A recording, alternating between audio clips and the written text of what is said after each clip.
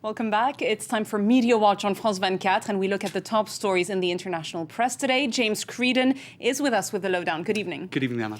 The main story here in France is Nicolas Sarkozy announcing he is indeed running for re-election. And his central message today was around a strong France. If France is strong, the French will be protected. That's right. So it was a predictable enough appearance on the main evening news show on TF1. Let's take a look at this webpage first, though, because it's perhaps the most predictable headline we've seen in a French newspaper ever.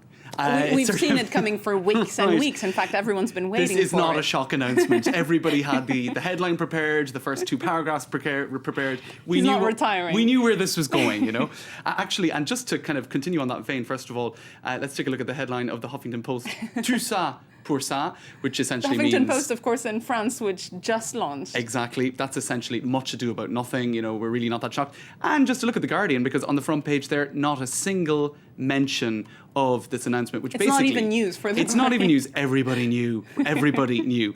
But to get back to the substance of what he said today, classic announcement on the most watched evening news show with Laurence Ferrari, who wouldn't be known as a presenter who's known for grilling him in interviews. So I saw one tweet actually that said Laurence Ferrari was invited onto the 20 presented by Nicolas Sarkozy, which was sort of showing that really he knew how this was going to go. There was going to be no shock.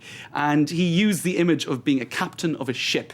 And he said, when asked if he was going to stand again, he said, would a captain abandon his ship in the middle of stormy waters? Of course not. And he also unveiled his slogan, La France forte, a strong France. And there's more on the slogan later if we have time for it. But I suppose in the meantime, just a mention of his tweets. His new multimedia presence. Nicolas Sarkozy's profile on Twitter is a very new thing. That's right. It was just today, in fact, this morning that he tweeted for the first time. And here you have that Twitter page. Within hours, he had accumulated tens of thousands of followers.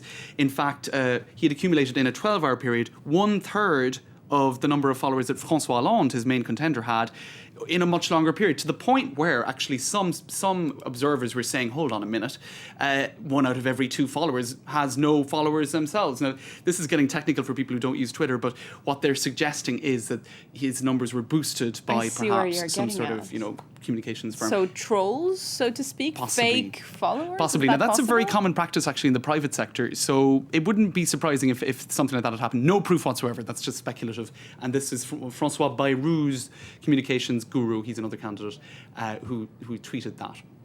Speaking of Twitter, Cecilia Attias, Nicolas Sarkozy's ex-wife, has tweeted her support for him. That's right. Now, if you search Sarkozy on Twitter today, the top tweet is, in fact, what she said. Good luck to Nicolas Sarkozy, who is starting his campaign today. She, of course, they divorced very early in his 5-year presidential term. It was a big period of turmoil. So this, I suppose, is something positive for Nicolas Sarkozy on Twitter today, a sign of a calmer private life and peace having been made with his ex-wife, although that's nothing new. Now, the top tweet before that, to show that Twitter isn't always very serious, was a fake Queen Elizabeth Twitter account saying that he hadn't sent her a Valentine's card. So, I mean, Twitter cute. Is not always serious. Not always to be taken seriously. Staying with Nicolas Sarkozy's multimedia presence, there's been a Facebook controversy. That's right. Now, this was the magazine L'Express that broke this story. They are putting forward the theory that Facebook is supporting Nicolas Sarkozy over the other candidates because, according to them, they provided him with technical assistance